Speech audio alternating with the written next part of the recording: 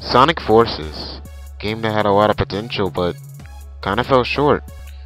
That happens a good bit in many video games nowadays. Games are overhyped, and we overwhelm them, and they fall pretty short on the list. But I will review this game very fairly because I'm not biased with Sonic at all. I actually love the Sonic fan base-ish, and I like the Sonic series. So we're gonna actually do this the right way. I'm gonna have 5 categories that Sonic will be graded in, and I will give it a specific number. And at the end of the video, we will calculate all 5 of those numbers, and we will give Sonic Forces a certain rank. But anyway, guys, we're gonna get right into this video. So let's get started. In our first category for Sonic Forces, we have gameplay. Now, gameplay Sonic Forces is pretty much in 3 categories itself: boost formula, custom character, and classic Sonic. Now, let me tell you something now. I'll talk about this later. Classic Sonic should not have been in this game at all. He had Sonic Mania. We had enough classic Sonic for this year. He shouldn't have been in this game. I know they tried to make the stories connect, and that was kind of cool, but still, classic Sonic should have not been in this game, because it felt like they were trying to force classic Sonic on us. Like, it felt like that was just too much classic Sonic. And this should have been the modern Sonic and custom-made character alone game. Now, the custom-made character gameplay. Actually, honestly, the best part of this game, gameplay-wise, is the best part. The custom character creates a new type of, gameplay, where you use different weapons with the Wisp, and you pretty much, use those weapons and travel, with your custom-made character. That's honestly the best part of the whole game, is the custom-made character. Now, modern Sonic gameplay. Like everyone's gonna say, and I'm gonna complain about to Sega, these stages were way too short. These stages were like 1:30 to most 2 minutes long. These stages are way too short. It's just, as soon as you feel like, you're getting into the stage itself, it ends. And it's like, wow, that stage was really short. And I was hoping they would make the stages longer and over time throughout the game, because it's fine to start off with short stages, because that's what Sonic Generations did. Green Hill Zone could be beat in 1:30, but Chemical Plant was 2 minutes and 30, and so on. As you went through the game, the stages got progressively longer. I was hoping the same thing would happen with Sonic Forces. But even if we were able to beat these stages, we shouldn't have been able to beat them that fast the first time. And like I said, 1 minute and 30 seconds the first time throughout the stage, that means the stage itself is short. It'd been different if we were speedrunning through it, but we're not. This is the first time we picked it up and we beat it in 1:30. The game itself is 2 hours long, and about half of that hour is probably gameplay. That's honestly way too short for gameplay. Sonic Forces should have longer gameplay. That's just period there. So, if you're wondering what I'm going to give this, the gameplay itself is going to get a 6. Us to team up. It doesn't matter what obstacles they put in our way. We'll blow past everything they throw at us. But next song, guys, we're going to move off of this category and we're going to go into storyline. Oh boy, this is something I don't like talking about because I was so hyped for Sonic Forces. I was so hyped for Sonic Forces storyline to be really, really, really good. And honestly, I was just really dissatisfied with the lack of story writing. Like, I remember when Sonic Adventure 2, and I'm not trying to compare these 2 games because they're 2 different games in 2 different eras, but I remember when Sonic Adventure 2, the story was good, and it had a good meaning, and it was dark enough to where it wasn't too corny, but it was dark enough to where it wasn't too edgy at the same time. And I feel like Sonic Forces is not edgy. It's a little corny and a little too simple. It had a great complex story with the new character Infinite being introduced. This brought like a serious, mysterious feel like we haven't had before. Like when Shadow was introduced. Shadow had this same mysterious feel about him. Like we didn't know much about him. And the same thing was about Infinite. And I felt like if they would have expressed that more and made Infinite relationship with the custom-made character more unique, I feel like Sonic Forces story would have been really good. And I feel like if they spent more time on that, the game itself would have been better. just story. Like, story can help a game so much, honestly. I hate how, you know, game devs undermines the story as being something subpar to gameplay, but I feel like if story is good, the gameplay will be better. It just makes everything feel more urgent, more important, instead of you just feeling like you're going through stage after stage for no purpose, you know? Like, they had it good when they said Sonic had died. That was different. That was like a SA2 feel to it. It was like a Sonic Adventure feel when they introduced the story like that, and I really did enjoy that. The story was really simple, not creative either. To be honest, it could have been way more creative than it was. The shadow and the Infinite background kind of helped a little bit, but it kind of made Infinite look more like a whiny shadow, to be honest. And I didn't like that, you know, because I felt like Infinite could have been a character we all could have feared for like he could have kept going game into game, and he could have been a fearsome character. It also sucks that the villains you introduced, only 2 of them got a boss fight, which is Zavok and Metal Sonic. That also entwines with gameplay, but I'm just mentioning here because it's also story-wise, where we had Chaos and Shadow also introduced, but we didn't get a boss fight with those 2, and I was disappointed with that. But I would give this about a 6 because creatively it's not that bad, you know, but it could have been way better. I think I just overhyped it a little bit, but that's just me being a gamer, you know. So we're gonna move on to our third category, which is character development, and I'm actually gonna give Sonic Team some praise here. This was one of the best voice acting jobs this new voice acting cast has done. Honestly, like, I know Sonic Generations was really short and we didn't get to see everyone's, you know, voice reactions and stuff like that.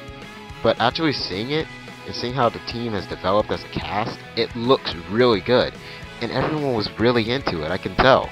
And it was good. The only person that was, like, not good-ish is Amy's voice, but that's really nitpicky, you know? I'm not gonna down on that. That's not bad. Sonic's voice was really funny. He was sarcastic at the time, and he made some really funny jokes at times, and some hidden little Easter eggs if you go back and read over cutscenes. Tails, I feel like they're really turning him into a damsel in distress. I don't like where that character is going. That's really why I'm gonna give it a little lower rating, but because they're turning Tails, like, you know, a person that fought Eggman in SA1, person that actually took care of himself is now turning into a Princess Peach, pretty much. And I don't like that. That just doesn't fit Tails' character at all. He's Sonic's sidekick. He's not supposed to be Sonic's damsel in distress. So I really don't like that. But Knuckles, I saw a lot of character development. From going from Sonic Boom, for him being the idiotic character, to going to this game to where he's the more war hero type of leader, that was a big change, and it was funny, but it was actually really good, because I'm like, this shows cool character development to where Knuckles can actually be of a serious role, and he's not as gullible as he was. I'd rather Knuckles be this serious than him being retarded. I hate to say that, but I really don't like Knuckles being that stupid. He wasn't seen as a stupid character, he was seen as a gullible character, not stupid. And I'm glad that they made him more serious than stupid. But everyone else did a really good job with their voice acting. I like Silver's new voice actor. He's did a pretty good job on this one. SBR's voice is getting pretty good. He's actually from one of my other favorite series, if you didn't know. A lot of their voices were just really good, which is why I'm going to give character development and character itself a 9. Chaos control! Another shadow? He just disappeared. That was a fake. Alright, so moving on to my fourth category, guys, we are going to be talking about the video game's graphics. Now, Sonic Force's graphics aren't bad at all. They're really good graphics for both Switch, PlayStation 4, and Xbox One. I actually really do judge a game by its environment and its background, and Sonic Forces has a very good background to it. Like, everything looks a little bit lively. It looks like a city, you know, Metropolis looks like a city. Death Egg looks really, you know, like imperialistic. Like, it just looks really good, and I'm honestly amazed how the game looks and feels, you know. So honestly, graphics don't look that bad at this game, and I'm gonna cut this short. I say the graphics got about a 9. I would say the graphics have a 9. It'd be close to 10 if they took advantage of, you know, the environment itself, like they did in with the space stage. That was pretty cool. But if they would have did that more throughout the whole game, like, you know, cutscene type events, I would have gave it a 10. But they only did it for like 2 to 3 stages, so I can't lean it over that, sadly. So we're gonna move on to our last category, guys, which is music. And I do not have to explain why, but Sonic music is literally the best music you can listen to.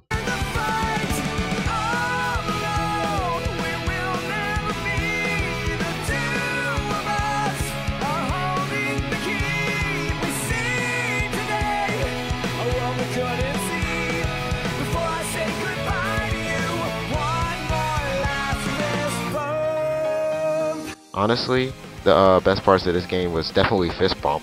Fist Bump has actually grown on to me being a really good theme for Sonic.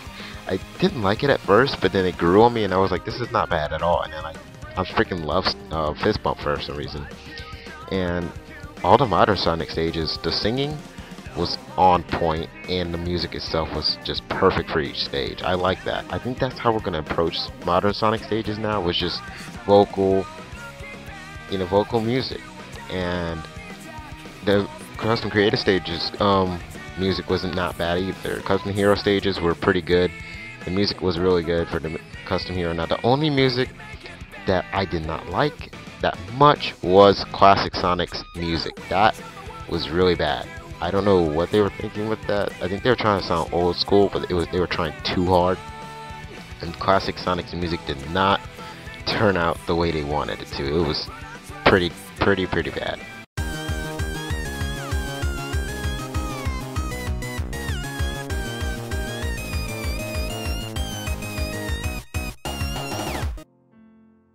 But all in all, I will give the music entirely as itself a 7. I give the music a 7 because it could have been a little bit better, but the modern music was pretty good, and the classic music kind of brought it down for me, which is the reason why I brought it to 7. I think 7 is a good number to judge how good the music was in this game. But yeah, so guys, now we're going to add all of our scores together and do some calculations, and I'll tell you what I think Sonic, you know, Forces gets as a review. And Sonic Forces as a game whole has got a 7 on my calculations. Now, that's not bad.